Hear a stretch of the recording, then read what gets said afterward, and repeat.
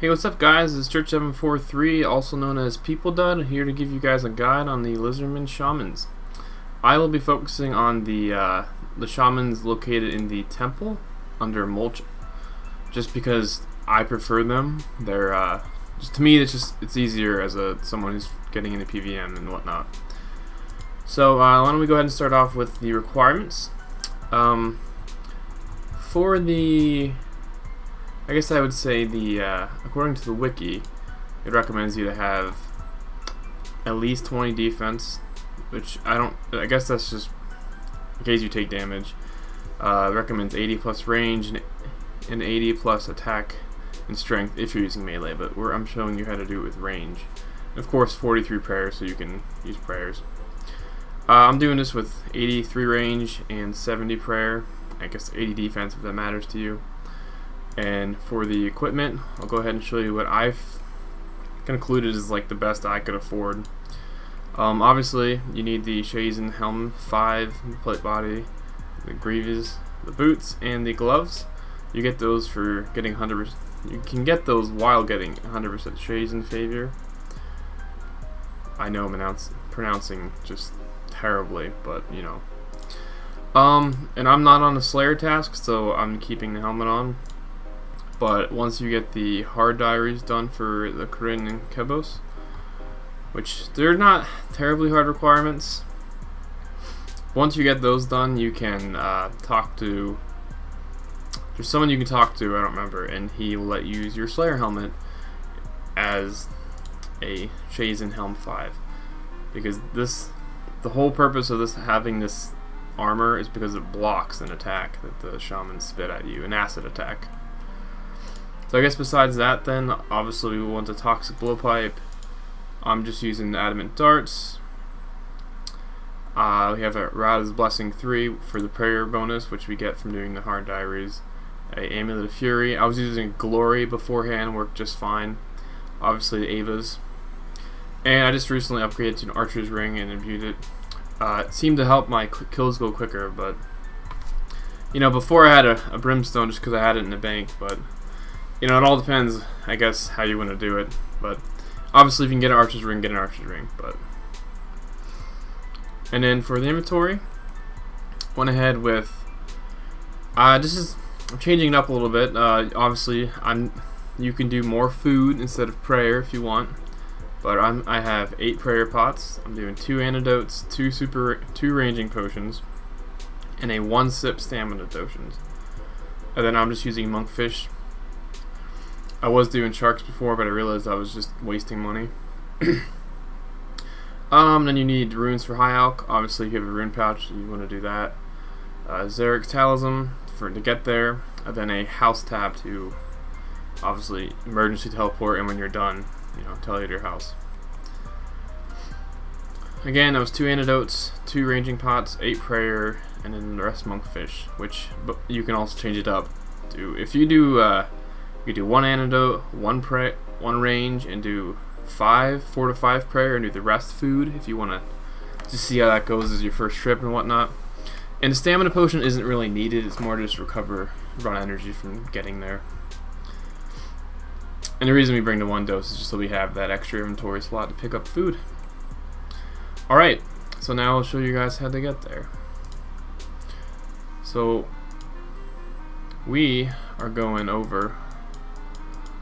Sorry about this. We're going over to the Lizardman Temple under mulch. I always go out on this entrance here. So, because I use the Xeric Talism, I usually just run the teleport here to the lookout, and then I run over to here and use the rowboat to here. So we'll do that now.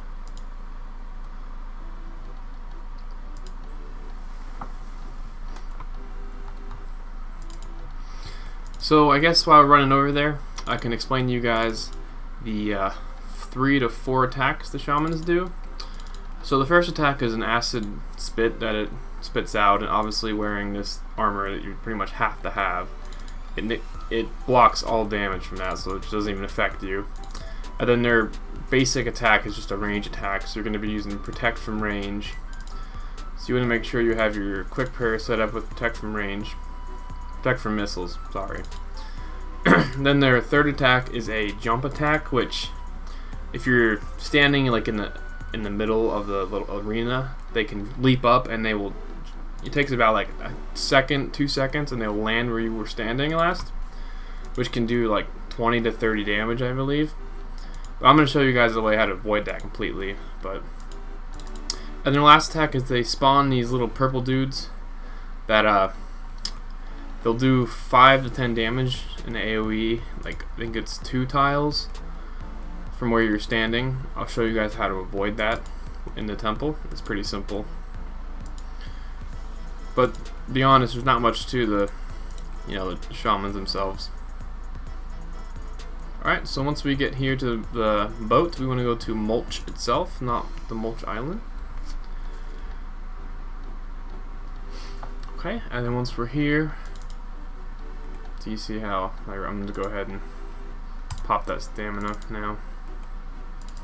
Which you can, you could get a 2 dose if you wanted to make this quicker. Because you want to have some run when you're in there.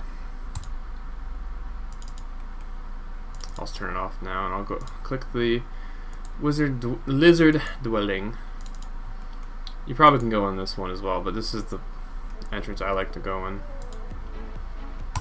Okay, we'll keep run turned off. No, I clicked on that. I don't know why you're going over there. Okay, I'm just gonna have game chat on. Okay, we're landing in the puddle. There's no way back. So, and I believe there are 3 different little rooms that you can fight lizard shamans in, but I just prefer this one mainly because this is the first one I went to. Oh no, there's a dude. All right, well, we'll hop worlds. Okay, guys, we got an open world. So pretty much, I'll put run back on, but what I'm going to show you is that. So I'm going to tag these shamans. I'm using Runelight just because I like it. So these shamans will have a specific spawn point, one here and one over here. So let's say you're attacking this one here. You want to stand either on this tile here or this tile. And then I'll show you guys why that is. And if you're attacking the shaman that spawns here, you want to stand on this tile or this tile. And if you stand on these tiles, you pretty much can, and if you have Protect from Missile on, you pretty much can negate all damage. You won't take any damage at all. So I guess I'll just go ahead and I'll just hop in here and show you guys quick, because it's kind of hard to explain without showing them their actual actions. Alright, let's pop the antidote, because they're poisonous. Pop the range. Put the runs on. Activate the prayer, and we're going to run over here. And you want to avoid being close to them because of they do have melee. You want to turn your sound effects on. Alright. So as you can see, okay, as you can tell, we're just standing on this square here, and the shaman's just attacking, and he spawns these purple dudes.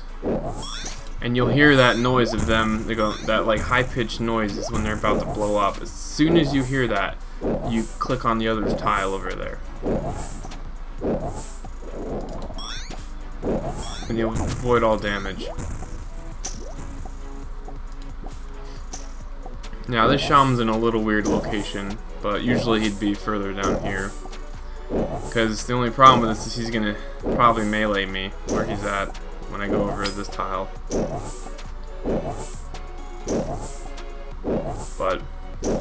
So another thing you want to watch out for is if the shamans do get this close to the tiles like this, you want to try to avoid being adjacent to them because they will hit you with melee.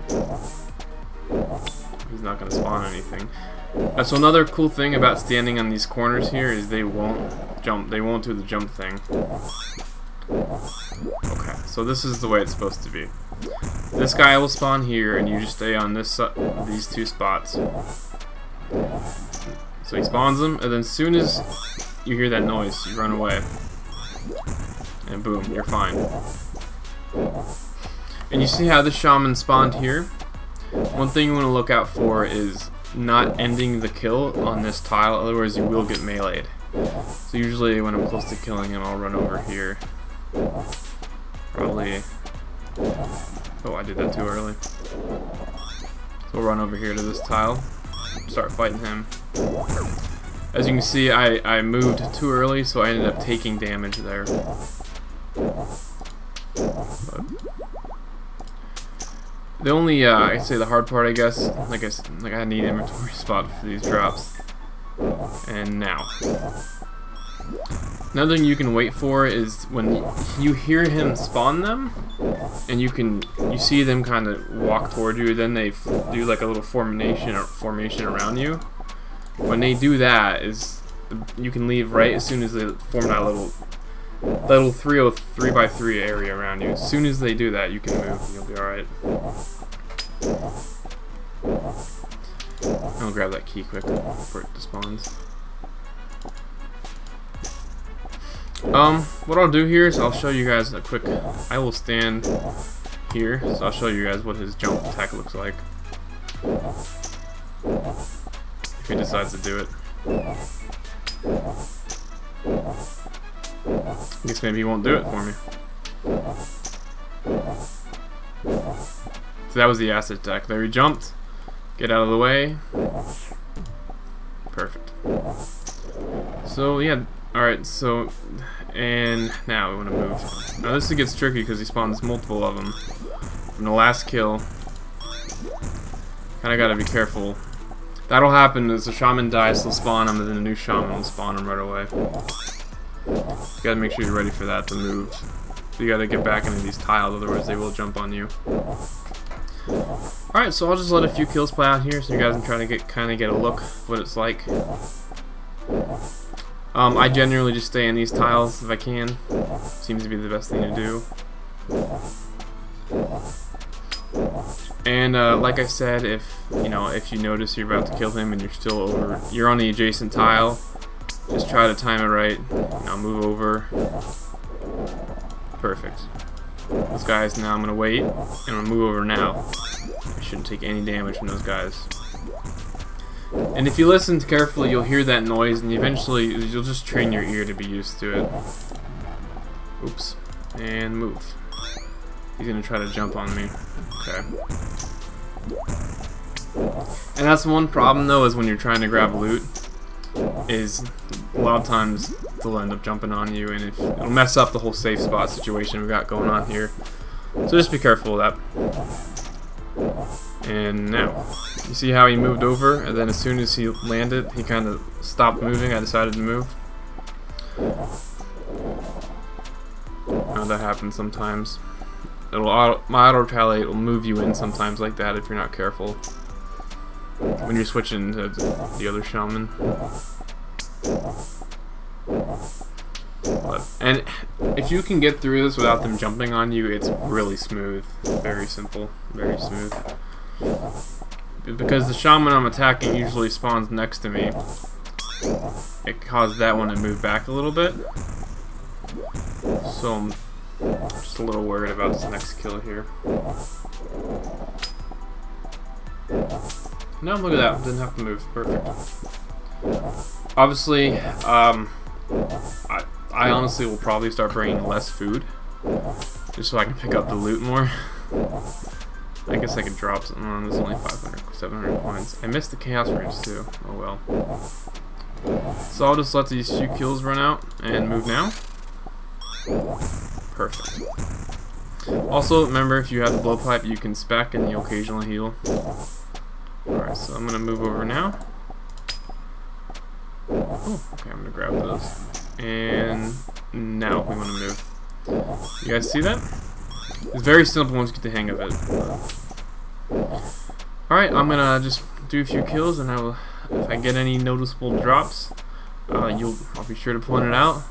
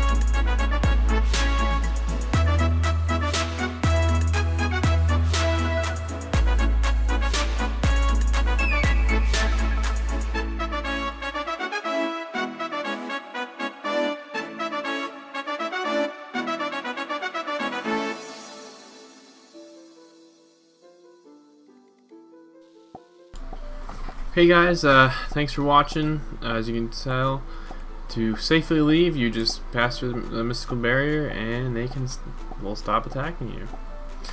So I don't really remember exactly how many scales we started with. Let's see what's up here. And no, it's not up here. That's unfortunate. Well, we now have, let's see, 190. I think I started with like 400 some scales. So let's just let's just check the prices real quick. All of that, all of those, that, all the iron ore. There's really no price for longbone. And plus the coins. So, you know, 240k, that's not too bad. And obviously there's always that chance of 1 in 5,000 of getting a Dragon Warhammer, which is about 53 mil. So okay guys, that'll do it for my guide here. Thanks for watching. Hope you enjoyed. Don't forget to leave a comment with any suggestions you guys have. If you guys know an easier way to kill shamans. Don't forget to leave a like. If you want to see more, subscribe, and I'll see you on the next video. Bye.